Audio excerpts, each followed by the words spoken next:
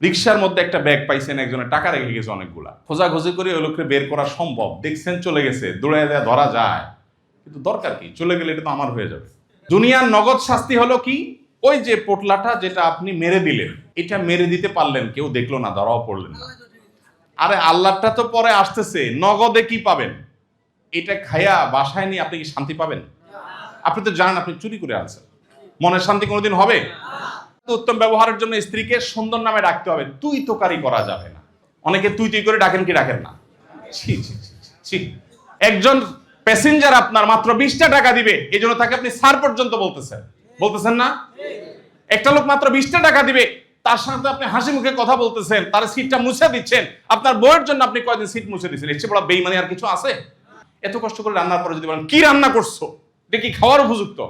বেচারি কষ্ট পায় কি পায় না? আপনি রিক্সা চালা আসেন, প্যাসেঞ্জার যদি বলে ভাই কি রিক্সা চালান আপনি, আপনার রিক্সা চলে শান্তি পেলেন না, আপনার কাছে ভালো লাগবে? এই জন্য ঘরের মানুষের দোষ ধরতে হয় না। যে লোকটা 20টা টাকা দিবে তার সাথে আপনি হাসি মুখ দিতে পারতেছেন, যে আপনার বাচ্চা কাচ্চা পালতেছে, বাচ্চা কাচ্চা পেটে নিচ্ছে, জন্ম দিচ্ছে এবং আপনার চরিত্র ঠিক রাখতেছে, আপনার ভাত কাপড় গোছায় দিচ্ছে, এই লোকটার ঋণ তো আপনি সারা জীবনে শোধ করতে পারেন না। কোন মুখে আপনি তাকে তুই তোকারি করেন বা বাজে কথা বলেন? ভাইরে, একটা সময় জীবনের লাইন চেঞ্জ করতে হয়। ভুল পথে সারা জীবন চলা কি উচিত? চেঞ্জ করতে হয় না? এই মানুষগুলোর মধ্যে থেকে বাছাই করে একজন একজন করে আপনাদের মধ্যে থেকে একজনকে মক্কা শরীফ নিয়ে, মদিনা শরীফ নিয়ে উমরা করায় আনবো আমাদের খরচে। আসুন্নাহ ফাউন্ডেশন এই অডিটোরিয়াম তৈরি করেছে বাংলাদেশের বিভিন্ন শ্রেণী পেশার মানুষদের জীবনমান উন্নয়ন করবার জন্য। নানা রকমের কর্মশালার আয়োজন এখান থেকে হবে ইনশাআল্লাহ। আসুন্নাহ ফাউন্ডেশনের লক্ষ্য উদ্দেশ্যকে সামনে রেখে আমরা এদেশের বিভিন্ন শ্রেণী পেশার মানুষদের কল্যাণে যে সমস্ত কাজগুলো করে যাচ্ছি, তার মধ্যে একটা কাজ হলো যে কোনো শ্রেণী, যে কোনো পেশার মানুষের নিজের পেশাগত দক্ষতাকে বৃদ্ধি করবার যেমন প্রয়োজন আছে, তার জীবন মানকে উন্নয়ন করবার প্রয়োজন আছে। সেই প্রয়োজনটা আমরা এই অডিটোরিয়াম থেকে ইনশাআল্লাহ সারা বছর ব্যাপী নানা আয়োজনের মাধ্যমে পূরণ করব। এর মধ্যে ডাক্তার সাহেবদের জন্য আলাদা করে আয়োজন থাকবে। একজন চিকিৎসক হয়ে কিভাবে তিনি আল্লাহর সন্তুষ্টি অর্জন করতে পারেন, কিভাবে তিনি মানব সেবা করতে পারেন, এবং তাদের শরিয়া রিলেটেড অনেক প্রশ্ন থাকতে পারে, সেই প্রশ্নগুলোর উত্তর কি হতে পারে। এর বাইরে আরো যে সমস্ত বিষয়ে আমরা আমাদের জায়গা থেকে সংশ্লিষ্ট বিষয়ে এক্সপার্ট এবং বিশেষজ্ঞদেরকে এনে তাদেরকে আমরা বিভিন্ন সার্ভিস দিতে পারি, তাদের জীবনমান উন্নয়নের জন্য ন্যূনতম কোনো ভূমিকা আমরা রাখতে পারি, সেই চেষ্টা আমরা করব। এটা আমাদের একটি অন্যতম লক্ষ্য। যারা ইঞ্জিনিয়ার আছেন পেশায়, আরো বিভিন্ন শ্রেণী পেশা মানুষজন আছেন, তাদের জন্য আমরা নানাবিধ কাজ করবার পরিকল্পনা আমাদের আছে। ডাক্তার, ইঞ্জিনিয়ার, তারপর বিভিন্ন রিটায়ার্ড অফিসার, সরকারি বেসরকারি কর্মকর্তা কর্মচারী, ব্যবসায়ী, ছাত্র, বিভিন্ন শ্রেণী পেশা মানুষের জন্য যে জীবনমান উন্নয়নমূলক কর্মশালা এখানে হবে, সেই কর্মশালাগুলোর উদ্বোধন আমরা করছি আপনাদেরকে দিয়ে, অর্থাৎ রিক্সা চালকদেরকে দিয়ে। আমরা এই অনুষ্ঠানটা সমাজের কোনো অভিজাত শ্রেণীর মানুষ মনে করা হয় যাদেরকে, সেরকম কোনো একটা শ্রেণীকে দিয়ে আমরা শুরু করতে পারতাম, আমরা আপনাদেরকে দিয়ে শুরু করেছি। এর অন্যতম একটি কারণ হলো আমরা মনে করি এই সমাজে আপনাদের যে অবদান আছে, সেই অবদান এর স্বীকৃতি খুব বেশি একটা দেওয়া হয় না। তো আপনাদের মাধ্যমে এই অডিটোরিয়ামের উদ্বোধন করার উদ্দেশ্য আপনাদেরকে সম্মানিত করা, আপনাদের মর্যাদার ন্যূনতম স্বীকৃতি আমাদের তরফ থেকে দেওয়ার চেষ্টা করা। আমি দোয়া করি আজকে সকাল থেকে এই পর্যন্ত পুরো সময়ের মধ্যে বিভিন্ন বিশেষজ্ঞগণ এসেছেন, ডাক্তার সাহেব এসেছেন, সংশ্লিষ্ট বিষয়ে আপনাদেরকে গুরুত্বপূর্ণ দিক নির্দেশনা দিয়েছেন, পুলিশ কর্মকর্তারা এসেছেন, তারা সংশ্লিষ্ট বিষয়ে আপনাদেরকে গুরুত্বপূর্ণ দিক নির্দেশনা দিয়েছেন, এবং আপনাদের অর্থনৈতিক প্ল্যান পরিকল্পনার জন্য সংশ্লিষ্ট বিষয়ে এক্সপার্ট কথা বলেছেন। আরো বিভিন্ন বিষয় আপনাদের সামনে আজকে উপস্থাপন করা হয়েছে। আমি আশা করব এগুলোকে আপনারা অক্ষরে অক্ষরে মেনে চলার চেষ্টা করবেন ইনশাআল্লাহ। আল্লাহ আপনাদের সবাইকে সেই তৌফিক দান করুন। এই প্রোগ্রামটাই শেষ প্রোগ্রাম নাকি এটা প্রথম প্রোগ্রাম ইনশাআল্লাহ? এরপরে এই ধরনের প্রোগ্রাম কি আপনারা আরো চান? তাহলে ইনশাআল্লাহ আমরা আপনাদের মতামত নিয়ে, আপনাদের সাথে পরামর্শ করে এই প্রোগ্রাম আমরা প্রতি 1-2 মাস পর, হয়তো এইভাবে এত লম্বা সময়ের জন্য না, 1 ঘন্টার জন্য, 1.5 ঘন্টার জন্য, হয়তো এত আলোচক আনলাম না, আমি আপনাদের প্রশ্ন উত্তর দিলাম, আপনাদের জন্য আলোচনা করলাম, এটা আমরা মাসে 2 মাসে একবার করতে পারি কিনা, কি বলেন? আমরা যদি প্রতি মাসে না হোক 2 মাস বা 3 মাসে একবার করি, 3 মাসে যদি আমরা একবার করি, তাহলে সেক্ষেত্রে ধরেন 1 ঘন্টা সময়ের জন্য, কোন সময়টা সবচেয়ে ভালো হয়? শুক্রবার। কোন সময়? সকাল না দুপুর? আমরা যদি মাত্র 2 ঘন্টার জন্য করি, একটু নাস্তা খেলেন, প্রোগ্রাম করলেন, চলে গেলেন, 10টা থেকে 12টা, এটা সঠিক সময়? ওকে, ফাইন। আমরা এই প্রোগ্রাম প্রতি 2 মাস বা 3 মাস পর করলে, আপনাদেরকে SMS করলে, আপনাদেরকে জানানো হলে কে কে আসার জন্য প্রস্তুত আছেন? হাত তোলেন। মাশাআল্লাহ, মাশাআল্লাহ। সবাই হাতগুলো উঠে রাখেন। মাশাআল্লাহ। আল্লাহ সবার হাতকে কবুল করুন। আল্লাহ সবাইকে দ্বীনের জন্য কবুল করুন। এই দেশের প্রতি আমাদের কল্যাণ অবদান রাখার সুযোগ আছে, সেটা রাখার তৌফিক দান করুন। ধন্যবাদ সবাইকে। আজকে যে মানুষগুলোকে আপনাদের সামনে আমরা উপস্থাপন করেছি, এই মানুষগুলোকে উপস্থাপন করেছি আপনাদের প্রয়োজনে। আপনাদের উপকার হয়েছে না? আলহামদুলিল্লাহ। আপনাদেরকে এখানে আমরা ডেকেছি, আপনাদের কাছ থেকে আমাদের নোটের কোনো ধান্দা নাই, ভোটের কোনো ধান্দা নেই। আসুন্নাহ ফাউন্ডেশন কোনো ধান্দা আছে? আপনাদেরকে, হ্যাঁ, ধান্দা একটা আছে। সেটা হলো, আপনাদের যদি একটু উপকার হয় তাহলে আল্লাহর কাছ থেকে আমরা একটু সওয়াব পাবো। আমাদের যে ডোনাররা টাকা পয়সা দিয়ে আমাদেরকে কাজ করতে সাহায্য করেন, তারা একটু সওয়াব পাবেন। আমাদের দেশটা এগিয়ে যাবে। আমাদের রিক্সা চালক ভাইরা যদি পিছিয়ে থাকে তাহলে দেশ কখনো এগিয়ে যাওয়া সম্ভব নয়। আমাদের রিক্সা চালক ভাইরা যদি এগিয়ে যান, তারা যদি তাদের জীবনমানকে উন্নত করতে পারেন, তাহলে আমাদের দেশটা এগিয়ে যাবে, সুন্দর হবে ইনশাআল্লাহ। আপনাদের উপকার হলে আমরা আল্লাহর কাছ থেকে সওয়াব পাবো, এটাই আমাদের একমাত্র মতলব, একমাত্র উদ্দেশ্য বলতে পারেন। আপনাদের কাছে এই যে এতগুলো বক্তা আলোচনা করেছেন, কেউ কি কোনো ধান্দা করেছেন? যেমন ডাক্তার সাহেব বলছে, ভাই আমার অমুক হসপিটালে আসবেন, বলছে? ডাক্তার সাহেব বলছেন? আপনি এটা বলেন নাই। তাহলে আমাদের এখানে এই প্রোগ্রামের পেছনে পার্থিবাদ দুনিয়াবি কোনো উদ্দেশ্য নাই, এটা তো আপনারা পরিষ্কার। তাহলে ইনশাআল্লাহ আমরা এই প্রোগ্রাম বারবার করব ইনশাআল্লাহ।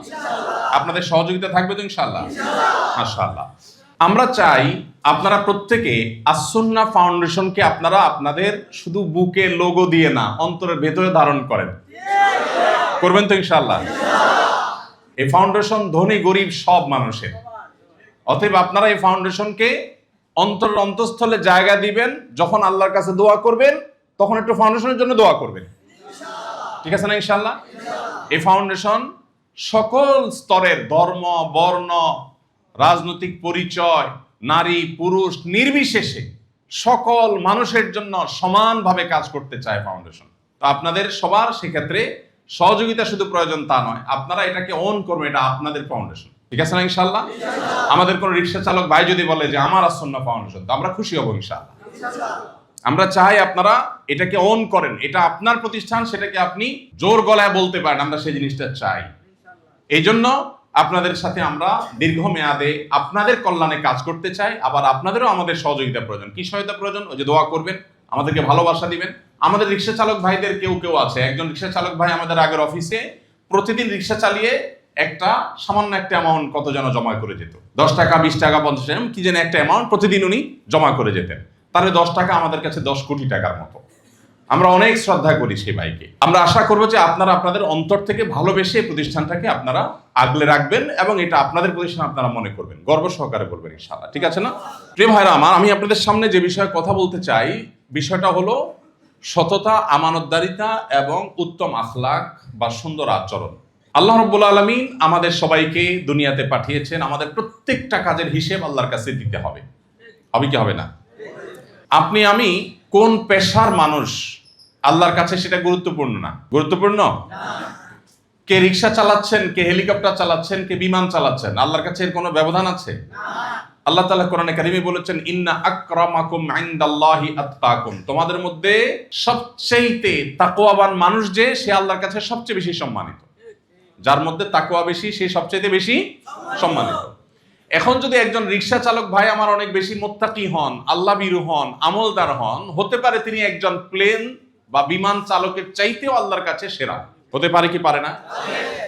আমরা দুনিয়ার মানুষ হয়তো একজন পাইলটকে, বিমানের পাইলটকে যে গুরুত্ব দেই, আমার একজন রিক্সা চালক ভাইকে হয়তো সেই গুরুত্ব দেই না, কারণ আমরা সীমিত চোখে দেখি। কিন্তু আমাদের যে রব সৃষ্টিকর্তা, তিনি কোরআনে ঘোষণা দিয়েছেন তার কাছে মর্যাদার মানদণ্ড হলো তাকওয়া। তার মর্যাদার মানদণ্ড কি? তাকওয়া। তাকওয়া ছাড়া অন্য কোনো কিছুর ভিত্তিতে আল্লাহ রাব্বুল আলামিন আমাদের সাথে কোনো বিচার করবেন না। অতএব আমরা যদি মুত্তাকি হতে পারি তাহলে অনন্তকাল আল্লাহর কাছে শ্রেষ্ঠ হতে পারবো। ঠিক আছে না ইনশাআল্লাহ? অতএব আমাদের সততা, আমানতদারিতা, দিনদারিতা, আচরণ এগুলো যদি ভালো হয় তাহলে আমরা মুত্তাকি হতে পারবো, আর এগুলো যদি ভালো না হয় তাহলে মুত্তাকি হওয়ার কোনো সুযোগ থাকবে না। সততা, আমানতদারিতা এবং তাকওয়া এই বিষয়গুলো অনেক দিক আছে, সততার অনেক দিক আছে। সবচেয়ে বড় সততার বিষয় হলো একজন মানুষ তার সৃষ্টিকর্তাকে সে বিশ্বাস করবে, স্বীকার করবে। আমার যিনি সৃষ্টি করেছেন তারই যদি আমি বিশ্বাস না করি তাহলে কিসের সততা?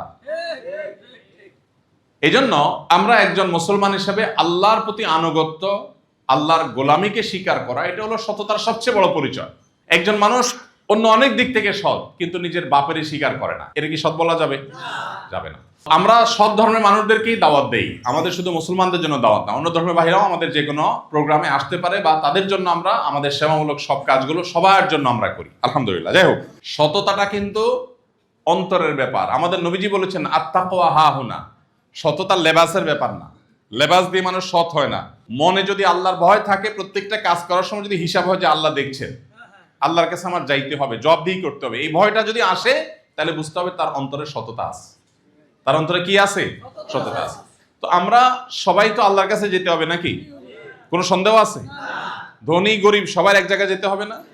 আপনাদের যে গেঞ্জিগুলো দেওয়া হয়েছে, গেঞ্জিগুলোর পিঠে কিছু লেখা আছে, এর মধ্যে একটা লেখা আছে, দুনিয়াতে গাড়ি আপনারটা একটু ছোট, আমারটা একটু বড়, কবরের সাইজ কিন্তু সমান। ঠিক না ঠিক? দুনিয়াতে ঘর আপনারটা একটু ছোট, আমারটা একটু বড়, কবরের সাইজ সবার সমান। অনন্ত অসীমকাল আল্লাহর সামনে আমাদের যেতে হবে। অতএব আমরা যদি সৎ থাকি তাহলে আমরা অনন্ত অসীমকালের সুখ পাবো। শুধু সেটা না, দুনিয়াতেই সুখ হবে। চুরিদারি করে, দুই নম্বরই করে, ডাকাতি করে, দেশের সম্পদ লুট করে, ঘুষ দিয়া, বিভিন্ন অসৎ উপায়ে যদি কেউ টাকার পাহাড় গড়ে তোলে, অনেক টাকা পয়সা কামাই করে, দেশে মানুষ তারা স্যার বলে, সালাম দেয়, লম্বা কদর করে, কিন্তু সে নিজেরটা নিজে জানে সে একজন চোর। ঠিক না বেটি? সবাই তারে ভালো বলে, স্যার স্যার, নেতা সাহেব নেতা সাহেব, কিন্তু নেতা সাহেব জানে যে উনি আসলে চোর সাহেব। তাহলে মনের সুখটা কোনোদিন এই লোকের হবে? তার নিজের ঘুষের টাকা দিয়া গাড়ি কিনে, চকচকা গায়ে দিয়া, নাতিপুতি পোলাপান ঘুরে, কিন্তু সে মনে মনে বুঝে আরে সব তো 2 নম্বর টাকা। তাহলে এই লোকের মনের সুখ আছে কোনোদিন? আপনি রিক্সার প্যাডেল চালায় গিয়া ঘাম ফালায়া হালাল টাকা কামাই করছেন, সেখান থেকে অল্প স্বল্প কিনে খাচ্ছেন, আপনি জানেন আপনার প্রতিটা টাকা টন টন করে বাঁচবে। তাহলে মনের মধ্যে আপনার ভিতরে একটা শান্তি আসবে। আপনি খাইতে পারেন হয়তো ভাত আলু ভর্তা, কিন্তু মনের শান্তি পাবেন। আমাদের নবীজি কি বলছে জানেন? তিনি বলেছেন লাইসাল গিনা বিকাসরাতিল আরদ, অনেক সম্পদ কামাই করলে মানুষ ধনী হয় না। অনেক সম্পদ কামাই করলে মানুষ ধনী হয় না। ধনী হয় কিসে? ওয়ালাকিন্নাল গিনা গিনান নাফস, যদি কারোর মনের দিক থেকে ধনী হয় সে হলো আসল ধনী। মনের সচ্ছলতা, মনের ধনী হওয়া আসল ধনী, এটার মানে হলো যার মনের মধ্যে কোনো চাহিদা নেই, সে যা পায় সেটার উপরে খুশি, এই লোক হলো আসল ধনী। আরেকজনের অনেক কিছু আছে এরপরও নাই নাই। আমি বহু বড় লোক দেখছি, আমাদের হুজুরদের কাছে গরিবরাও আসে, বড় লোকরাও আসে, আসে না? অনেক বড় লোক দেখেছি, কোটি কোটি টাকা আছে, এরপরও তার কপালে ভাঁজ, টেনশন, পেরেশান। কি হয়েছে ভাই? ভাই অমুক ব্যবসা শুরু করতে গেছে, এটা হলো না, ওইটা কিনতে গেছে, ওইটা হলো না, টেনশনের শেষ নাই। আবার অনেক গরিব মানুষ দেখা গেছে, বেচারা কষ্ট করে আসছে, ঘাম জড়ায় আসছে, খাচ্ছে, হাসিটার দিক তাকাইলে দিলটা জুড়ায় যায়, তার মনে কোনো দুঃখ নাই। ভাই কেমন আছেন? বলে আলহামদুলিল্লাহ ভাই, আল্লাহ খুব ভালো লাগছে। এরে বলে মনের ধনী। এরে বলে কি ধনী? মনের ধনী। সম্পদের ধনী ধনী না, মনের ধনী আসল ধনী। আপনার 5টা শার্ট আছে, আপনি আরেকজনের দেখলেন যে ভাই ডাক্তার সাহেব মানুষ, এটা 10টা শার্ট। তার 10টা শার্ট দেখার পর আপনার মনে যদি কষ্ট লাগে, আপনি যখন চিন্তা করেন তাহলে 10টা শার্ট আমার কামাই করতে হবে, 10টা শার্ট কিনলেন, কেনার পরে দেখলেন আরেকজনের আরো ভালো ব্র্যান্ডের শার্ট আছে, এবার আপনার তার মতো হইতে চাবে। এটার কোনো শেষ আছে? কোনো শেষ নেই। তাহলে জিনিসপত্র দিয়া মানুষ কোনোদিন মনের সুখ কখনো পায় না। যে লাখপতি হয় সে এরপরে কোটি হইতে চায়, কোটিপতি হওয়ার পরে মিলিয়নিয়ার, বিলিয়নিয়ার, আস্তে আস্তে তার উপরের দিকে উঠতে মনে চায়। তার এটার কি কোনো শেষ আছে? দুনিয়ার একটা জিনিসের শেষ নাই। আমাদের নবীজি বলেছেন মানুষের মুখ, মানুষের লোভ, এটা কবরে দাফন করার পর মাটি চাপা দেওয়ার আগ পর্যন্ত থামে না। যার যা আছে সে আরো বাড়াইতে চায়। এই জন্য নবীজি বলেছেন ওয়ালাকিন্নাল গিনা গিনান নাফস, কেউ যদি নিজের মনকে বলে আল্লাহ আমাকে যেটা দিয়েছেন আমি বহুত সুখী, আল্লাহ শুকর, ওই আমার ওর মতো হওয়ার দরকার নাই, তার সাথে কম্পিটিশন দরকার নাই, আমার যেটা আছে এটা নিয়ে আমি সুখী, এই লোকটা হলো আসল ধনী। এ লোকটার অভাব নাই, এ লোকটার কি নাই, আর যার আরো আছে, আরো দরকার, তার কি আছে, অভাব আছে। সততার লাভ কি জানেন? সততার লাভ হলো আপনি আসল ধনী হইতে পারবেন। একটা হলো নকল ধনী, একটা হলো আসল ধনী। নকল ধনী কোনটা? গাড়ি আছে, বাড়ি আছে, ব্যাংক আছে, ব্যালেন্স আছে, টাকা আছে, পয়সা আছে, কিন্তু নাই নাই খাই খাই, আছে না নাই? এটা হলো নকল ধনী। আর আসল ধনী কোনটা? আমার কিচ্ছু নাই, কোনো চাহিদাও নাই, হইলে আলহামদুলিল্লাহ, না হইলেও আলহামদুলিল্লাহ, খাইছি আলহামদুলিল্লাহ, খাই নাই আলহামদুলিল্লাহ, আজকে 200 টাকা হয়েছে আলহামদুলিল্লাহ, আরেকদিন 2000 টাকা হয়েছে আলহামদুলিল্লাহ, আল্লাহ যা দিয়েছেন আমার কোনো আপত্তি নাই, দুনিয়া শেষ, আমি চলে যাব কবরে, এটা নিয়ে এত অস্থির হওয়ার কিচ্ছু নাই। এ হলো আসল ধনী। এ হলো, এখন কি আসল ধনী হবেন না নকল ধনী হবেন? আসল ধনী। আসল ধনী যারা হয় তারা কারোর কাছে কোনোদিন ছোট হয় না। চালাইতে পারে রিক্সা, কিন্তু নিজেকে বাদশা মনে করে। বুঝে আসছে কথা? এই জন্য ভাই, সততার লাভ হলো আপনি আসল ধনী হইতে পারবেন। সৎ মানুষ আসল ধনী হয়। অনেক মানুষ সরকারি চাকরি করে ছোট্ট একটা ঘর করে থাকে, বেচারা অনেক বড় অফিসার ছিল, কিন্তু ঘুষ খায় নাই কোনোদিন। আছে না এরকম ভালো মানুষ? এই লোকটাকে কেউ কদর করে না, কিন্তু সে জানে সে সৎ মানুষ, তার মনের শান্তিটা থাকে। আর টিন চুরি, গম চুরি, যত রকমের 2 নম্বরই আছে, এগুলা করে বিরাট টাকা পয়সা করছে, সবাই সাহেব সাহেব বলে, কিন্তু তার মনে কিন্তু কখনো মৃত্যুর আগ পর্যন্ত কোনো শান্তি পায় না। কেন পায় না? কারণ সে জানে এগুলো সব কিসের টাকা, সব 2 নম্বরই টাকা, যার কারণে তার মনে কখনো শান্তি আসে না। তাহলে আমরা এতটুকু সিদ্ধান্ত নিলাম, সৎ হলে মনের সুখ পাওয়া যায়। কিসের সুখ পাওয়া যায়? মনের সুখটা বেশি দরকার না দেহের সুখ বেশি দরকার? মনের সুখ। মনে যদি অশান্তি থাকে, যত যাই হোক, মানুষ কখনো সুখে থাকতে পারে? মনটা অস্থির থাকলে। আল্লাহ আমাদের সবাইকে আসল ধনী হওয়ার তৌফিক দান করুন। আল্লাহ আমাদের সবাইকে মনের সুখটা পাওয়ার তৌফিক দান করুন। মনের সুখের জন্য সৎ হইতে হবে। কি হইতে হবে? সবচেয়ে বড় সততা হলো আল্লাহর গোলামি স্বীকার করা। কি স্বীকার করা? আমরা সব আল্লাহর গোলাম। যে আল্লাহ সৃষ্টি করছেন তারে যদি অস্বীকার করি, তার কথা যদি মনে না আসে, তার হুকুম যদি না মানি, এর চেয়ে বড় অসৎ আর কেউ আছে? এই জন্য সবচেয়ে বড় অসততা হলো আল্লাহর গোলামি করা। করবো তো ইনশাআল্লাহ সবাই? আল্লাহর গোলামের পরিচয় দিতে কোনো লজ্জা আছে? এটা সম্মানের। রাষ্ট্রপতির যদি কেউ পিএস, এপিএস, পিওন হয়, তারও তো একটা মর্যাদা আছে রাষ্ট্রপতির অফিসে, তাই না? আর আমরা হলেন মহান আল্লাহর গোলাম, অতএব এর চেয়ে বড় মর্যাদার আর কোনো কিছু নাই। আল্লাহ আমাদের সবাইকে আল্লাহর গোলাম হওয়ার তৌফিক দান করুন। তাহলে সৎ হবো তো ইনশাআল্লাহ? কিন্তু ভেজাল আছে। সৎ হইলে কেউ দাম দিবে না, কিন্তু কারণ আপনি কোটিপতি হলে আমার কাছেও দেখা করতে পারবেন, হুজুরের সাথে দেখা করতে পারবেন, অমুক কোটিপতি আসছে, সবাই ব্যবস্থা করে দিবে। বাট আপনি গরিব মানুষ, আপনারা অনেকে চান দিবে না। কোন রিক্সা চালক কোন মসজিদ কমিটিতে ঢুকছে আজ পর্যন্ত দেখছেন? তাইলে সৎ হলে তো মুসিবত। আপনি তো নেতা হতে পারবেন না। কি সমস্যা তাইলে? কি বলেন? সমস্যা আছে কোনো? আমরা দুনিয়াতে কিছু চাই? দুনিয়ার মানুষ যদি আমার কদর করতে না পারে, সেই ব্যাককল, সেই কপাল পোড়া, আমার কোনো সমস্যা আছে? মনে রাখবেন, এই পৃথিবীর পট পরিবর্তন সব সাধারণ মানুষরা করছে। সমাজের অসহায় গরিব মানুষরাই পৃথিবীর সব পটগুলো পরিবর্তন করেছে। এই জন্য সৎ হতে গেলে কিছু ঝামেলা আছে ভাই। সৎ হলে কেউ পাত্তা দিবে না, কেউ দাম দিবে না, কদর পাইবেন না। এই জন্য আগে ভাগে সিদ্ধান্ত নিতে হবে, আমি কারোর কাছে কদর চাইও না। আমি চাই কার কাছে কদর? আল্লাহ আমাকে আজর দিবেন কি দিবেন না? সবাই ভুল করতে পারে, আল্লাহ কি ভুল করতে পারে?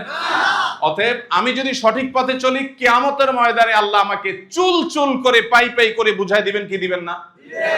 দুনিয়ার মানুষ যদি কদর না করে, অসুবিধা আছে? নবী রাসূলদেরকে কি সবাই কদর করেছিল? নবীদের অনুসারীদের সবাই কদর করেছিল? পাত্তাও দেয় না। আমাদের নবীজিকে মার দিয়েছে, বের করে দিয়েছে, মুখে থুতু ফেলেছে, তাতে কি উনি পাথর মারছে, রক্তাক্ত করছে, তাতে কি উনি কি ক্ষতিগ্রস্ত হয়েছেন? এখন পৃথিবীতে ওনার মতো জনপ্রিয় আর কোনো মানুষ আছে? সারা পৃথিবীতে মুহাম্মদ সাল্লাল্লাহু আলাইহি সাল্লামকে একটা খারাপ কথা বললে আপনারা অনেকে নামাজ পড়েন না, কিন্তু কেঁদে দেন। ঠিক না ভাই? ঠিক। 1400 বছর আগে একটা মানুষ দুনিয়া থেকে চলে গেল, এত ভালোবাসা পাইলো, তখনকার মানুষ তো তারে অনেক চাপায় রাখার চেষ্টা করছে, পারছে? অতএব একজন ইমানদার বিশ্বাস করবে, সমাজ আমার দাম দেখ আর না দেখ, আমি সৎ থাকবোই থাকবো ইনশাআল্লাহ। ঠিক আছে না? ভেজাল আরেকটা আছে, সেটা হলো বাসার বোর কাছে তো কদর হবে না। বলবে তোমার সাথে রিক্সা চালায় এত কিছু করলো, তুমি কি করলা? ঠিক না ভাই? ঠিক। পোলাপাইন মানবো না, বউয়ে মানবো না, শ্বশুরবাই মানবো না, এটা ভেজাল না? ভেজাল না? আপনি যেটা বুঝছেন, পরিবারকে এটা বুঝাইতে হবে যে আমার আরেক ভাই হয়তো রিক্সায় 2 নম্বর মালপত্র টানে, মাদক টাদক কারবার করে, 10 টাকার ভাড়া 500 টাকা পাওয়া যায়, পায়া হয়তো আঙ্গুল ফুলা কলা গাছ হয়ে যায়। বাট আমি মুসলমানের সন্তান, আল্লাহর সামনে দাঁড়াইতে হবে, আমি এটা করব না, তাতে আমি একটু কম খাবো, কম পরবো, একটু নিচে থাকবো, এটা সিদ্ধান্তের ব্যাপার, এটা একা সিদ্ধান্ত হবে না। এই জন্য ফ্যামিলি সবাইকে নিয়ে জান্নাতে যাওয়ার সিদ্ধান্ত নিতে হবে ইনশাআল্লাহ। আমাদের স্ত্রী, আমাদের সন্তান সবাইকে নিয়ে জান্নাতে যেতে হবে, ঠিক আছে না ইনশাআল্লাহ? ভাইরা আমার, তাহলে সৎ হওয়ার সিদ্ধান্ত নিলে কিন্তু কিছু ভেজাল আছে, সেগুলো মানার জন্য আগে তৈয়ার। খারাপ মানুষের সমাজে কদর বেশি হয় সাধারণত, ভালো মানুষের কদর বেশি। কিন্তু আমাদের মনে রাখতে হবে, আমি কদরের জন্য তো ভালো হব না। আমরা কে কদর করলো না করলো আমার কিছু আসে যায় না। সিদ্ধান্ত নিছেন তো ইনশাআল্লাহ? আল্লাহ আমাদের সবাইকে তৌফিক দান করুন। আমানতদারিতা, এখানে একটা ছবিতে দেখতে পাচ্ছেন এক ভাই কিছু জিনিস পাইছে, এটা উনি আরেকজনের কাছে দিয়ে আসছেন। এটা একটা সিম্বলিক ছবি। শুধু আমরা বোঝাতে চাচ্ছি, আমাদের আল্লাহ নির্দেশ করেছেন ইন্নাল্লাহা ইয়া'মুরুকুম আন তুআদ্দুল আমানাতি ইলা আহলিহা, সূরা নিসা আয়াত 58। আল্লাহ বলেছেন, আল্লাহ তোমাদের নির্দেশ করেছেন আমানত যথাস্থানে পৌঁছায়া দাও, আমানত যথাস্থানে পৌঁছায়া দাও। প্রিয় রিকশা চালক ভাইরা, প্রিয় বন্ধুরা, আপনারা আমানতের খেয়ানত করেন না। আপনাদের সামনে এই ওয়াজ করতে আমার খুব বেশি আগ্রহ তৈরি হচ্ছে না। দেশে যারা আমানতের খেয়ানত বেশি করে, সে মানুষগুলো অশিক্ষিত মানুষের চাইতে শিক্ষিতরা বেশি হয় সাধারণত। এরপরও প্রত্যেক মুসলমানকে আমাদের আমানতদার হইতে হবে, বিশ্বাসী হইতে হবে। আমাদের নবীজির একটা গুণ ছিল, উনি নবী হওয়ার আগে, অর্থাৎ নবুয়তের দায়িত্ব বুঝে পাওয়ার আগে, মক্কার মানুষ যখন তাকে নবী হিসাবে চিনত না, তখন একটা পরিচয় দিয়ে চিনত, আল আমিন। কি নাম? আল আমিন মানে কি? বিশ্বাসী না, বিশ্বস্ত। মানে তাকে সবাই বিশ্বাস করে। কিরকম বিশ্বাস করতে জানেন? আমাদের নবীজি যখন মক্কা থেকে হিজরত করে মদিনায় চলে যান, রাতের অন্ধকারে সাথে কে ছিল? আবু বকর রাদিয়াল্লাহু তাআলা। ওনাকে সাথে নিয়ে যখন উনি মদিনায় যাচ্ছেন, যাওয়ার সময় ওনার জামাই আলী রাদিয়াল্লাহু তাআলাকে ডেকে বলছেন, আলী, এই যে টুপলি বাইর করলাম, এই পোলটার ভিতরে অমুকে স্বর্ণ রাখছে, এটা অমুকে রূপা রাখছে, এটা অমুকে স্বর্ণ মুদ্রা, অমুকে রূপ মুদ্রা, অমুকে এই জিনিস রাখছে, অমুকে এই জিনিস রাখছে, আমার কাছে রাখছে। এগুলো তুমি সবার কাছে বুঝাই দিয়া তারপরে তুমি হিজরত করে মদিনা আসবা, তার আগে আসবা না। মানুষের জিনিস আগে বুঝাই দিবা। যে মানুষদের অত্যাচারে তিনি মক্কা ছেড়ে চলে যাচ্ছেন, সেই মানুষরা জিনিসপত্র জমা রাখতে আসছে কার কাছে? মুহাম্মদ সাল্লাল্লাহু আলাইহি ওয়াসাল্লাম। তাহলে আমাদের নবীজি এমন মানুষ ছিলেন, শত্রুরাও তারা কি করত। আর আমাদের অবস্থা এখন, ভাইই বিশ্বাস করে না। নিজের ভাইয়ে নিজের টাকাটা রাখতেও 10 বার চিন্তা করে, ঠিক না বেঠিক? এক মুসলমান আরেক মুসলমানের কাছে রাখবে, চিন্তা করে মেরে দেয় কিনা। সেখানে অমুসলমানরা আমাদের নবীজিকে বিশ্বাস করতো, এইরকম বিশ্বস্ত ছিলেন। তাহলে আমরা বিশ্বস্ত হব না ইনশাআল্লাহ? ভাই, সব ক্ষেত্রে মুশকিল একটাই, রিকশার মধ্যে একটা ব্যাগ পাইছেন, একজনের টাকা রেখে গেছে অনেকগুলা, খোঁজাখুঁজি করে ওই লোককে বের করা সম্ভব। দেখছেন চলে গেছে, দৌড়ে যায়, ধরা যায়, কিন্তু দরকার কি? চলে গেলে এটা তো আমার হয়ে যাবে। কিন্তু ওই যে একজন ইমানদার, সে আল্লাহর ভয়ে জান্নাতি হওয়ার চেষ্টা করবে। কি হওয়ার? সে আমানতটা তার কাছে বুঝাই দিবে। আল্লাহ বলেছেন, ইন্নাল্লাহা ইয়া'মুরুকুম আন তুআদ্দুল আমানাতি ইলা আহলিহা। আল্লাহ নির্দেশ করছেন আমানত যথাস্থানে পৌঁছায় দাও। গাড়িতে কোনো যাত্রী কিছু ফেলে রাখছে, এটা আমানত। তারপর মালিকের কাছে যে কোনো বস্তু, যার মালিক, যে যেটা মালিক, তাকে সেটা দেওয়া ইমানের দায়িত্ব। অন্য কারোর হক মেরে খাওয়া, এটা জাহান্নামে যাওয়ার কারণ। দুনিয়ার নগদ শাস্তি হলো কি? ওই যে পোটলাটা যেটা আপনি মেরে দিলেন, এটা মেরে দিতে পারলেন, কেউ দেখলো না, ধরাও পড়লেন না। আরে আল্লাহটা তো পরে আসতেছে, নগদে কি পাবেন? এটা খায়া বাসায় নিয়ে আপনি কি শান্তি পাবেন? আপনি তো জানেন আপনি চুরি করে আনছেন, মনের শান্তি কোনোদিন হবে? তো শান্তি যদি না হয়, তাহলে এটা দিয়ে আমার লাভটা কি? আর যদি দিয়ে দেন, নগদ একটা শান্তি পাবেন। সেটা কি? মন থেকে একটা কথা বের হয়ে আসবে, আলহামদুলিল্লাহ, আমি লোভ করি নাই, দিয়ে দিছি। এটা করা যাবে তো ইনশাআল্লাহ? আল্লাহ আমাদের তৌফিক দান করুন। এরপর আসুন, উত্তম আচরণ, উত্তম আখলাকের মধ্যে অনেক সওয়াব আছে। নবীজি সাল্লাল্লাহু আলাইহি ওয়াসাল্লাম বলেছেন, তাবাসসুমুকা আলা ওয়াজহি আখিকা সাদাকা। তোমার ভাইয়ের সাথে হাসি মুখে কথা বললে সাদাকার সওয়াব পাবে। তাহলে ভাই, অন্য রিকশা চালক, যাত্রী এবং সবাই আগে যার দরকার, কার সাথে বেশি হাসি মুখ থাকতে হবে বলেন তো? হয় নাই? হয় নাই? হয় নাই? ফ্যামিলির সাথে। কার সাথে? আমার কাছে এক ডাক্তার আসছেন, ভাইয়ের মতো এরকম এক ডাক্তার। এটা 2003-4 সালের কথা, 2 যুগ আগের কথা। ওনার বাপে নিয়ে আসছে আমার কাছে, আইসা বলছে, হুজুর, আমার এই পোলা অনেক বড় ডাক্তার, অনেক রুগী তার, কিন্তু আমার বৌমা যায় নামাজে ওরে বদদোয়া দেয়, এত খারাপ ওর আচরণ। তো আবার নামাজ কালামও পড়ে, আবার আচরণও খারাপ, এই জন্য আপনার কাছে নিয়ে আসছি। পরে আমি ডাক্তার সাহেব জিজ্ঞেস করলাম, ভাই এত রুগী আপনার কাছে আসে কেমনে, খারাপ আচরণ করে তো রুগী আসার কথা না? না ভাই, তার বাপ বলতেছে যে না না না, সে রুগীদের সাথে এত ফ্রেন্ডলি, এত সুন্দর আচরণ করে, তার হাসি দেখে রুগীরা অর্ধেক নাকি সুস্থ হয়ে যায়, সে এত ভালো। তাই বললাম তাহলে বাসায় অবস্থা কেন? তখন ডাক্তার আমাকে বললো, ভাই ওইটা তো আমার প্রফেশনাল হাসি, ওটা তোমার পেশাদারিত্বের কারণে। এখন আপনি যাত্রীর সাথে যে হাসিটা দিবেন ওটা তো যাত্রীরে বাউ করার জন্য। আসল হাসি কোনটা জানেন? ঘরে যাওয়ার পরে দেখলেন ভাতটা এখনো হয় নাই, এদিকে আপনার একটু পরে বাইরে দিতে হবে, চান্দিটা গরম হয়ে গেছে, তখনও যে একটু হাসি মুখে কথা বলতে পারেন, এটা হলো আসল মুসলমানিত্ব। মনে রাখবেন, নামাজ কালাম, অন্যান্য নফল নামাজ, এগুলো দিয়ে সবসময় আল্লাহর প্রিয় পাত্র হওয়া যায় না। এই জিনিসটা অনেক গুরুত্বপূর্ণ। এই জন্য মুস্কি হাসিটা সবার আগে পাওয়ার হকদার কে? ফ্যামিলি। কে কে গত এক সপ্তাহে বউরে একটা গালি দিছেন? হাত তোলেন। মুরব্বী গালি দিছেন চাচিরে? তাহলে হাত তুলছেন কেন? এখানে আসামি পাওয়া গেছে আরেকজন, আপনি গালি দিছেন? আরে নামা, হাত নামা। ভাই ঠিক আছে, সরি, এটা আমি মজা করছি। গুনাহ করলে ওটা প্রকাশ করতে হয় না। আমাদের পরিবার, আমরা, আপনারা কষ্ট করে প্যাডেল মারেন রিক্সা, এখন তো প্যাডেল মারার দিন শেষ হয়ে গেছে, অনেকে গিয়ার মারেন, অনেকে প্যাডেল মারেন, যেটাই করেন কষ্ট তো আছে। এই যে কষ্ট করেন আপনারা মনে করেন, আমরা মনে করি মহিলা কি করে, বাসা বসে থাকে। একদিন রিক্সা ছাড়া ওই বেডির কাজটা করে দেখেন, ঠেলা বুঝবেন কষ্ট আছে না নাই। আমাদের নবীজি কোনোদিন স্ত্রীর গায়ে হাত তোলেন নাই, মনে থাকবে তো ইনশাআল্লাহ। কোনোদিন কোনো স্ত্রীর গায়ে হাত তোলেন নাই। তাহলে আমরা কোনোদিন বউয়ের গায়ে হাত তুলবো? যদি কেউ ইতিপূর্বে করে থাকি, খাঁটি অন্তরে তওবা করবেন, কখনো স্ত্রীর গায়ে হাত তুলবেন না।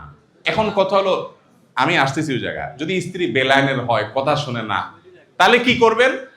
আমাদের এই কোর্স শেষে একটা নাম্বার দেওয়া থাকবে, অফিসে আসবেন, অফিসে রিসেপশনে আসবেন, আয়সা বুক ফুলে বলবেন আমি আস-সুন্নাহ ফাউন্ডেশনের ট্রেনিং নেওয়া রিক্সা চালক। বলতে পারবেন না? কারণ রিসেপশনে হয়তো আপনারা পাত্তা নাও দিতে পারে, পাত্তা যেন দেয়, এই জন্য পরিচয় দিব, আমি আস-সুন্নাহ ফাউন্ডেশনের লোক, আমি একটা পরামর্শ আছে, বউয়ের সাথে একটু ভেজাল হয়েছে। তখন আমাদের আলেমরা আপনার সাথে বসবে একান্তে গোপনে, আপনি বলবেন যে বউটা এই লাইনে, এখন হুজুর বলছে মারাও যাবে না, আবার মারা ছাড়া লাইনেও আসতেছে না, কি করা? তখন আপনারা বুদ্ধি তারা দিবে ইনশাআল্লাহ। এবং এটার জন্য কোনো ফিস দিতে হবে না, বরং উল্টা আরো চা খাওয়া যাবেন ইনশাআল্লাহ। মনে থাকবে তো? এটা আমরা করবো ইনশাআল্লাহ। তাহলে ফ্যামিলির সাথে সুন্দর আচরণ করবো, ঠিক আছে না ইনশাআল্লাহ? আচ্ছা, এরপরে আসেন দৃষ্টি সংযত রাখা। আল্লাহ বলেছেন ইন্নাস সামআ ওয়াল বাসারা ওয়াল ফুআদা কানা কুল্লু উলাইকা কানা আনহু মাসউলা। মানুষের কান, চোখ, অন্তর, প্রত্যেকটা অঙ্গ সম্পর্কে আল্লাহ কিয়ামতের দিন জিজ্ঞাসা করবে। করবেন না? করবেন না? আল্লাহ বলছেন আল ইয়াওমা নাখতিমু আলা আফওয়াহিহিম ওয়া তুকাল্লিমুনা আইদিহিম ওয়া তাশহাদু আরজুলুহুম বিমা কানু ইয়াকসুবুন। কিয়ামতের দিন আল্লাহ মানুষের মুখে মোহর মেরে দিবেন, প্রত্যেকটা অঙ্গ কথা বলবে, চোখ বলবে আল্লাহ আমাকে দিয়ে এই অপকর্ম করেছিল এই লোক। জাহান্নামের শাস্তি সহ্য করার ক্ষমতা আছে? ভাইরা আমার, এই জন্য আল্লাহর ভয়ে দৃষ্টিকে সংযত রাখবো। যারা বিয়ে করেছেন তাদের ঘরে স্ত্রী আছে, যারা বিয়ে করেন নাই আল্লাহ তাদের কপালে একজন স্ত্রী হয়তো রেখেছেন ইনশাআল্লাহ। অতএব সকল ভালোবাসা তার জন্য জমিয়ে রাখবেন। ইমানদার মুসলমান কখনো চোখের জেনা করবে না। এই জন্য রিক্সা চালাতে গিয়ে আমাদেরকে এটা খেয়াল রাখতে হবে। এরপর আসেন দায়িত্বের সততা। আমরা যখন দায়িত্ব পালন করব তখন সৎ হইতে হবে। আপনার রিক্সায় একজন যাত্রী উঠলো, উঠে আপনি হাবভাবে বুঝলেন বেটা নতুন আসছে শহরে, এখন 20 টাকা ভাড়া, আপনি বললেন দেন, আপনি সবাই তো 50 দিয়ে আপনি 40 দিয়ে, বেচারা হয়তো বুঝলো না, আপনারা দিয়ে দিল। এই টাকাটা কি হালাল হলো না হারাম হলো? কষ্ট করে কামাই করছেন, কিন্তু একটু 2 নম্বরই করার কারণে জিনিসটা কি হয়ে গেল? হারাম হয়ে গেল। ভাইরে, এই জন্য নবীজি বলেছেন মান গাশশা ফালাইসা মিন্না, যে 2 নম্বরই করে, প্রতারণা করা, সে আমার উম্মত। অনেক ভাইরা বলে আরে ভাই আমরা রিক্সা চালাই, 10 টাকা 20 টাকাই তো মারি, আর দেশের সম্পদ শত শত কোটি টাকা মাইরা শেষ করে ফেলছে, আমাকে 10-20 টাকা নিয়ে আপনি চিন্তা করতেছেন, তার কবরে কি আপনি যাবেন? তার গুরুজ যেগুলা দিবে আল্লাহ, এগুলো কি আপনি খাবেন? আপনি আপনার 20 টাকার জন্য গুরুজ খাবেন, অতএব সে যে বড় গুরুজ খাবে, জাহান্নাম খাবে, ওটার জন্য আপনি কেন দায়িত্ব নিচ্ছেন? দরকার আছে কোনো? এই জন্য ভাই ইমানদার সৎ হবে। ওই যে সৎ হলে লাভ কি? সৎ হলে লাভ হলো মানসিক সুখ, মানসিক আসল সুখ, আসল ধনাঢ্য, আসল সচ্ছলতা, যে আলহামদুলিল্লাহ আমি কোনো 2 নম্বরই করি নাই। এটা মানুষকে বলা জিনিস না, নিজে বোঝার জিনিস। অনেকে আছে যে উঠেন দিন ভাই, ভাড়া কত? বল ভাই উঠেন, ভাই উঠেন দিন, এরপরে নামার সময় বেজাল আছে না নাই? শরীয়তের মাসআলা অনুযায়ী এটা জায়েজ নাই। আগেই বলে নিতে হবে ভাই আমি এত টাকা হলে যাবো, এত টাকা হলে যাবো না। ক্লিয়ার। এখন আপনি বললেন কি ভাই উঠেন উঠেন, ওখানে যাওয়ার পরে ভেজাল লাগিয়ে দিলেন, এটা আপনার জন্য হালাল না, এটা আপনার জন্য। আবার যাত্রীও যদি এরকম না বললে বলে এই উঠো রিক্সাওয়ালা টানো, কোনো কিছু ঠিকঠাক না করে দেয়, তাহলে তার জন্য হালাল না। কিন্তু যেখানে ভাড়া নির্ধারিত, আপনার গেট থেকে সি ব্লক ডি ব্লক, এখানে ভাড়া নির্ধারিত, আমরা সবাই জানি কত, এখানে বলার দরকার নাই। কিন্তু যেখানে অস্পষ্ট, তারপরেও বলে নেওয়া ভালো, কারণ একটা মানুষ নতুন হতে পারে, সে জানে না, সে গ্রাম থেকে আসছে, সে মনে করবে 10 টাকা ভাড়া 20 টাকা নিচ্ছে, ভেজাল হতে পারে কি পারে না, এই জন্য এগুলো করা যাবে না। আবার অনেক সময় দেখা যায় যাত্রী উঠায় নিচ্ছেন, কই যাবে, বলবে আসুন্না ফাউন্ডেশনে আসবে, গেট থেকে আসুন্না ফাউন্ডেশন, এখান থেকে এখানে এত কাছে না 20 টাকা দিতে চাইবে না। এই জন্য আপনি করলেন কি, নিয়া সোজা নিয়া ব্রিজ পার করে একটা তোয়াফ দিলেন, একটা তোয়াফের একটা চক্কর দিয়ে আয়না, এরপর আরেক গলিতে ঢুকায়া, এরপর আয়না এখানে আয়না ঘাম মুছতে মুছতে, দেন ভাই দেন, অনেক কষ্ট হয়েছে, 40 টাকা ভাড়া। জায়েজ হবে না না জায়েজ হবে? ভাই রে, যে মানুষটা খেয়ে পরে খুব সুখে শান্তি জীবন পার করবে, তারও মরণ আসবে। আর যে অল্প স্বল্প, ওই যে হালাল চলতে গিয়ে তো অল্প কামাই করবে, তারও জীবন মরণ আসবে। এই যে ভূমিকম্প কয়েক সপ্তাহ আগে আসছে না বড় আকারে, মরে যখন একাকার হবে, তখন ধনী গরিব সব, আরে ধনী বরং আগে মরবে, আপনি থাকেন তো গরিব ঘরে, আপনারটা ভেঙে পড়ার ভয় কম।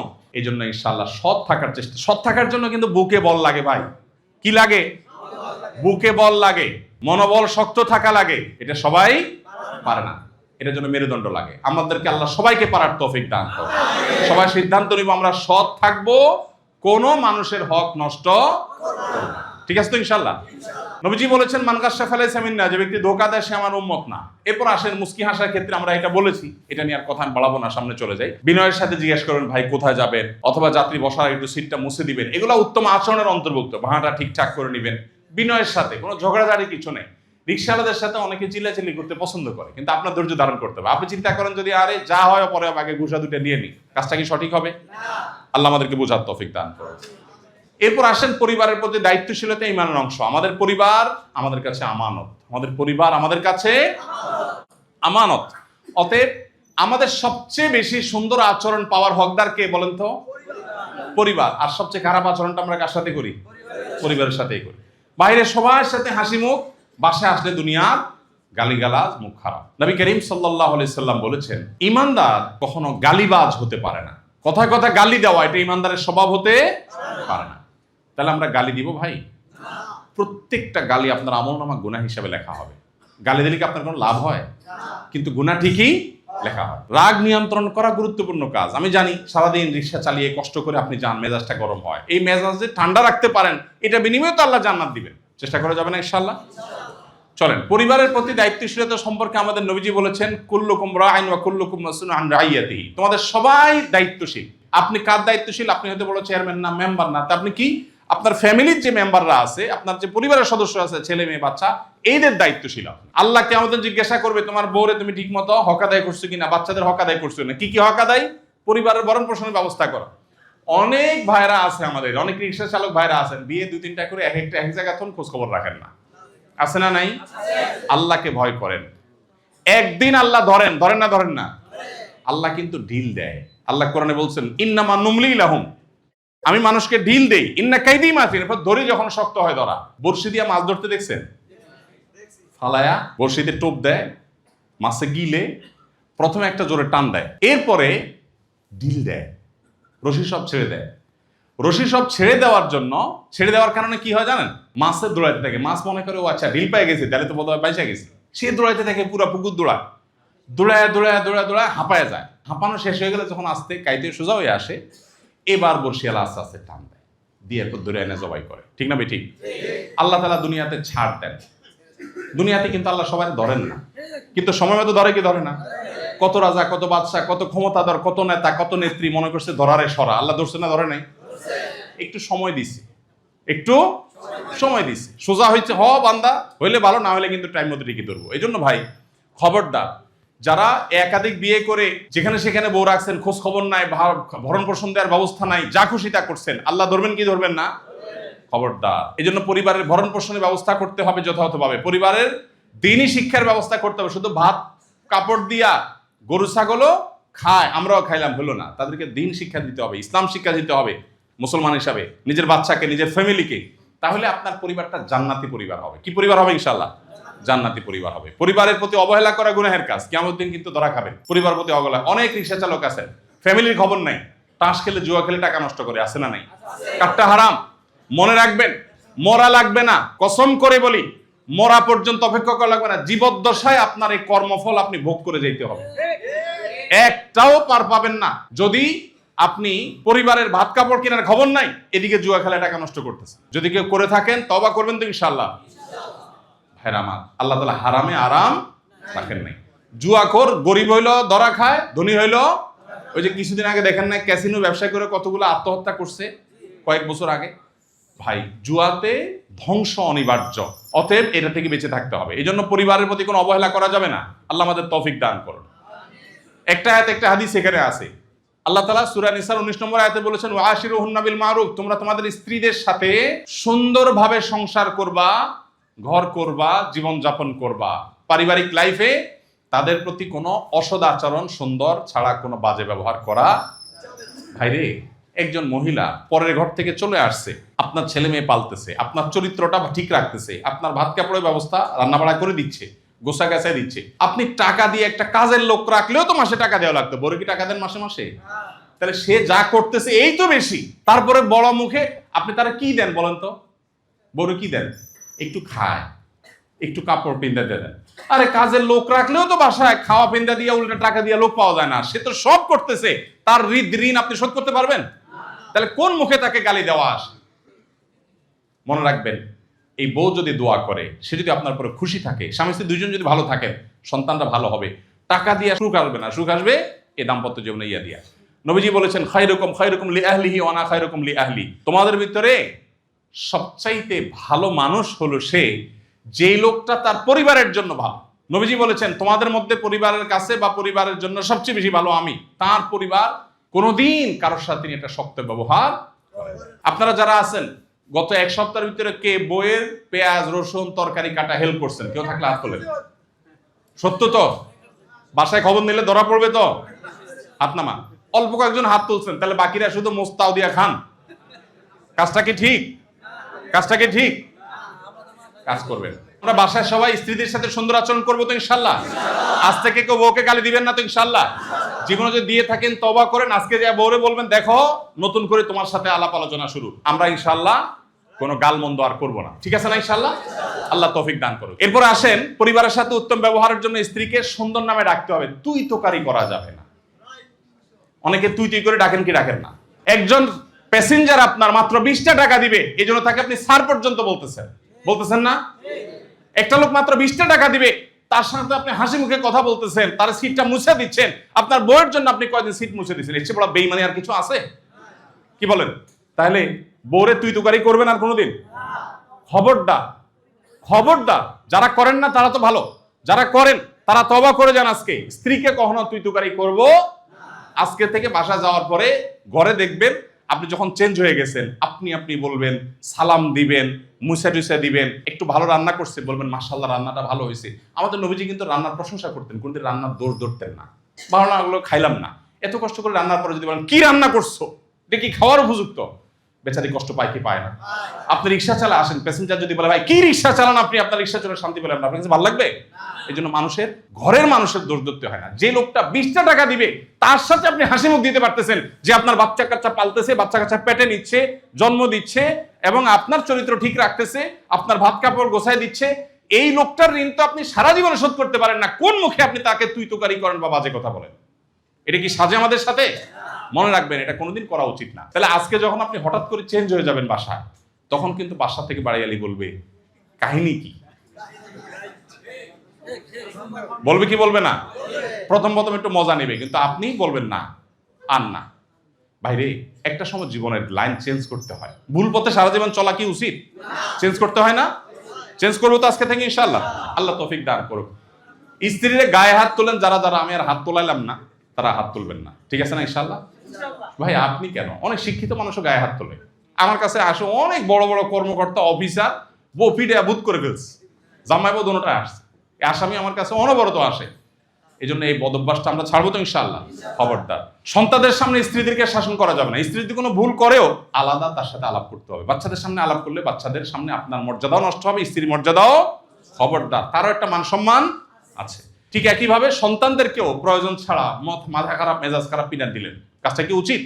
উচিত না, করবেন না। অলসতা করা যাবে না। অনেক রিক্সা চালক ভাইরা আছেন অলসতা করে, অলসতা করবেন না। আমাদের নবীজি অলসতা থেকে আল্লাহর কাছে পানা চাইছেন, পরিশ্রম করবেন। আর আল্লাহর রহমতের আশা কখনো ছাড়া যাবে না। অনেক ভাই আছেন, আমি জানি আপনাদের অনেকের মনে অনেক কষ্ট আছে, অনেকে ঋণ আছেন, অনেকে হয়তো সুদি ঋণে ফাঁসা গেছেন, অনেক বিপদে আছেন। আল্লাহ বলছেন লা তাইআসু, তোমরা আশা হারাবা না। ওয়ালা ইয়াইআস মিল্লাহি ইল্লাল কওমুল কাফিরুন, আল্লাহর রহমতের আশা ছাড়া, এটা অবিশ্বাসী কাফেররা আশা ছাড়ে, ইমানদার কখনো আল্লাহর রহমতের আশা ছাড়তে পারে না। এই জন্য বিশ্বাস রাখতে হবে কার প্রতি? বহু মানুষ আছে ফকির ছিল, সেখান থেকে আল্লাহ আবার ধনী করছে, আছে না নাই? তো যে আল্লাহ সেটা পারছে, সে আল্লাহ আমাকে পরিবর্তন করতে পারেন না ইনশাআল্লাহ। এই জন্য কোন অবস্থাতে মন খারাপ করে ভেঙে যাবেন না। আপনারা সুন্নাহ ফাউন্ডেশনে আসবেন, যদি কারোর এরকম কোনো টেনশন থাকে, এই জন্য না যে ফাউন্ডেশনে আমি হাইকোর্ট দেখায় সুপ্রিম কোর্ট দেখায় বুঝে বাজে একটা টাকা এখান থেকে পেয়ে যাবো, এই আশায় না। আসবেন যে আমার আসলে একটু কষ্ট আছে, একটু আমাকে নসিহত করেন, বুঝান বা পথ দেখান বা পরামর্শ দেন। আমরা আপনাদেরকে নিজের দিয়ে পরামর্শ দিব, আপনাদের কষ্টে কোনো ফি নিব না, বরং উল্টা চা খাওয়াই দেবো। ঠিক আছে তো ইনশাআল্লাহ? দেখবো কে কে আসে। সন্তান প্রতিপালন, আল্লাহ তাআলা কোরআনে কারিমে বলেছেন ইয়া আইয়ুহাল্লাযীনা আমানু কু আনফুসাকুম ওয়া আহলিকুম নারা, হে ঈমানদাররা তোমরা নিজেদেরকে আর পরিবারকে জাহান্নামের আগুন থেকে রক্ষা করো। এই জন্য আমাদের পরিবারের সবাইকে 5 ওয়াক্ত নামাজি বানাইতে হবে, বাচ্চাদেরকে স্কুল মাদ্রাসায় পাঠাইতে হবে, এবং স্ত্রী সন্তানদের জন্য হারাম উপার্জন করা যাবে না। আমি আমার বাচ্চার মুখে হারাম খাবার দেব না। ভাই এর লাভ হবে কি জানেন? এখন বহু ধনী মানুষ, বহু বড় বড় পদের অধিকারী মানুষ চোখের পানি ফেলে যে ছেলে মেয়ে খাওয়ায়া মোটা তাজা করে নিছে, এখন অমানুষ হয়ে গেছে। কেন অমানুষ হয়েছে? এই অমানুষ হওয়ার অনেক কারণের ভিতরে একটা কারণ হলো হারাম খাওয়াইছেন, ওইটার এফেক্ট হয়েছে। কথা বুঝেন নাই? হারাম খাওয়া বুড়ি মোটা করছেন, এখন এটার প্রভাব। আপনি রিক্সা চালক হতে পারেন, আপনার সন্তান সময়ের সবচেয়ে বড় আলেম হইতে পারে কি পারে না, সবচেয়ে বড় ডাক্তার হইতে পারে কি পারে না, কিন্তু এটা নির্ভর করে আপনি সন্তানের পেটে কি দিচ্ছেন। মনে রাখবেন, হারাম জিনিস কিন্তু আজ হোক কাল হোক এটা মানুষের উপরে প্রকাশ, তার খারাপ প্রভাব খারাপ ফল প্রকাশ পায়। এই জন্য আপনি যদি চান যে আমার সন্তানগুলো মানুষ হোক, তার হালাল খানা দিবেন। হারাম খানা উপার্জন করে যদি তার গালে খানা দেন, তাহলে সেক্ষেত্রে আপনি আল্লাহর কাছে দায়ী হবেন কি হবেন না? এই জন্য আল্লাহর কাছে এই বিষয় ক্লিয়ার থাকতে হবে, নিজে এবং পরিবার সবাইকে জাহান্নাম থেকে বাঁচানোর জন্য চেষ্টা করতে হবে। আর সকাল সন্ধ্যা 24 ঘন্টা লাইফ স্টাইল, প্রতিদিন ফজর নামাজ জামাতের সাথে পড়ার চেষ্টা করতে হবে। ঠিক আছে না ইনশাআল্লাহ? অহেতুক মোবাইল টিপা, মোবাইলে ইউটিউবে বিভিন্ন জায়গায় সময় নষ্ট করা যায়, রাতে তাড়াতাড়ি ঘুমায় গিয়া ভোরে উঠতে হবে, এবং নামাজ শেষে যদি তাসবিহ পড়েন, যারা জানে না তাদেরকে শেখানোর চেষ্টা করেন। এই যে কথাগুলো অন্য ভাইদের সাথে শেয়ার করলেন, সকাল এবং সন্ধ্যার সময় না ঘুমায়, এই টাইমে কাজ করলে ভালো। অন্য টাইমে ঘুমাবেন, দুপুরের সময় ঘুমানো সুন্নাত, সকালে না। সকালে কাজ করলে বরকত হয়, এই টাইমে না ঘুমায় কাজ করতে হবে। নির্ধারিত সময় অনুযায়ী কাজে বের হবেন, আর দুপুরে জোহর নামাজের পরে বা আগে পারলে একটু বিশ্রাম নিলেন, এমনকি 5 মিনিটের জন্য রিক্সার মধ্যেও যদি কায়িত হন, এটা সুন্নত। এই বিশ্রামটা স্বাস্থ্যের জন্য ভালো। মাগরিবের নামাজ কোনো মসজিদে আদায় করবেন, আসর আদায় করবেন, এবং সময়মতো ঈশার নামাজ আদায় করবেন। অনেক সময় দেখা যায় রিক্সা নিয়ে নামাজ পড়া যায় না। আপনি যে একটা দোকানের সামনে, সব জায়গায় সম্ভব হবে না, অনেক জায়গায় হয়তো একটা দোকানের সামনে রাখেন, দোকানদারে বলেন ভাই আমি 4 রাকাত নামাজ পড়ে আসবো, 5টা মিনিট লাগবে, রিক্সাতে খেয়াল রাখবেন না ইনশাআল্লাহ? অনেক কিছু সম্ভব। আর যদি মনে করেন সে রাস্তাও নাই, আপনি বাদ দেন, আল্লাহর জমিনে সব জায়গায় সিজদা করা যায়, আপনি যেখানে আছেন সেখানে দাঁড়ায় কিবলামুখী হয়ে নামাজটা পড়া যাবে না ইনশাআল্লাহ? ভাইরে একটা ছোট্ট জানামাজ বা একটা কাপড় রাখি দেন না সিটের নিচে, ওইটা বিছে আপনি নামাজ পড়েন। অনেক সময় বলা যায় ভাই ঘামায় যায় শরীরে, ঘামানো শরীরে নামাজ পড়বেন, নামাজ হবে, কোনো অসুবিধা নেই, কোনো অসুবিধা নেই। দুনিয়ার কোনো আলেম আপনাকে মাসলা দিবে না। রাত 10টার মধ্যে ঘুমায় যাবেন, বাচ্চাদের পড়াশোনা খবর নেবেন, একটা সময় বাচ্চাদেরকে সময় দিবেন, সব কাজ শেষ, বাচ্চাদের সাথে খেলতে হবে, তাদের সাথে বসে খেতে হবে, তাদের সাথে আড্ডা দিতে হবে, সময় নিতে হবে। এরপরে কে কি পড়ছো, আজকে কে কি আমল করছো, খোঁজ খবর নিতে হবে। টাকা পয়সাই শুধু কামাই, টাকা কি আসল সম্পদ না সন্তান আসল সম্পদ? আরে ভাই আপনি টাকা যা কামাই করতেছেন, সন্তান মানুষের মতো মানুষ হলে 1 মাসে ওর বেশি কামাইবে ইনশাআল্লাহ, কিন্তু তার মানুষের মতো মানুষ গড়তে হলে তার সময় দিতে হবে। ঠিক আছে না ইনশাআল্লাহ? রাত 10টার মধ্যে শুয়ে যেতে হবে তাড়াতাড়ি। বেশি দেরি করে ঘুমাইলে কি হবে? স্বাস্থ্যের ক্ষতি হবে। রাত দেরি করে ঘুমাবেন না। অনেকে আছে রাতে ডিউটি করেন, কোনো কারণে যদি রাতে ডিউটি করা লাগে করলেন, নাইট শিফট করা লাগলে করলেন, কিন্তু এছাড়া রাতে তাড়াতাড়ি ঘুমানো ভালো। আমল করবেন তো সবাই ইনশাআল্লাহ? আজকে একদিনে তো কথা শেষ হবে না, আমাদের জুমার নামাজ আছে, আরো কাজ আছে। আমি এখানে শেষ করতেছি। আল্লাহ যদি তৌফিক দান করে প্রতি 1-2 মাস পর পর আপনাদের জন্য এই প্রোগ্রাম আমরা আয়োজন করব। এবার যেরকম আপনাদের একজন করে ফোন করছে, সব ফোন টোন দেওয়া হবে না, শুধু ঘোষণা দেওয়া হবে, মেসেজ জানা দেওয়া হবে, খবর পাইছেন নিজ দায়িত্বে চলে আসতে হবে। রাজি আছেন তো ইনশাআল্লাহ? প্রত্যেকবার কিন্তু জামাই আদরে ধরে ধরে আনা হবে না, কিন্তু এরপরে আপনারা বরং আমাদেরকে গরজ করবেন। ঠিক আছে না ইনশাআল্লাহ? একটা বড় পুরস্কারের ঘোষণা আছে আপনাদের জন্য, একটা বড় পুরস্কারের ঘোষণা। আর ছোট ছোট কিছু পুরস্কার থাকবে, সেটা এখন না, 1 মাস পর। যারা 5 ওয়াক্ত নামাজ ঠিক মতো পড়বে, যারা রিক্সা চালাতে গিয়ে মুস্কি হাসবে, মানুষকে সালাম দিবে, এই কাজগুলো যারা করবে, এবং যারা অন্যদেরকে লিড দিয়ে অন্যদেরকে নিয়ে কাজগুলো করবে, আগায় আসবে, এই মানুষগুলোর মধ্যে থেকে বাছাই করে একজন একজন করে আপনাদের মধ্যে থেকে একজনকে মক্কা শরীফ নিয়ে, মদিনা শরীফ নিয়ে উমরা করায় আনবো আমাদের খরচে। একজনকে উমরা করানো হবে ইনশাআল্লাহ। হয়তো আপনারা অনেকে জীবনে উমরা করবেন, চিন্তাও করেননি আপনার উমরা করার ব্যবস্থা। আপনি শুধু পাসপোর্টটা করবেন, পাসপোর্ট করার ব্যবস্থা সহজ, রাস্তা আমরা বলে দিব, আপনার কোনো টেনশন নাই, অল্প খরচ 2-4 হাজার টাকা হয়তো। আর এই আসা যাওয়া, বিমান টিকিট, হোটেল থাকা খাওয়া, 1.5 লাখ 2 লাখ যা লাগে এই পুরাটা আমরা বহন করবো ইনশাআল্লাহ। একজনকে। কে হবেন সেই সৌভাগ্যবান মানুষ? বাকিরা রাজি না? আপনারা যা রাজি না? মক্কা যাবেন না? হাত তোলেন। আসুন্নাহ ফাউন্ডেশন, উম্মার স্বার্থে সুন্নাহর সাথে।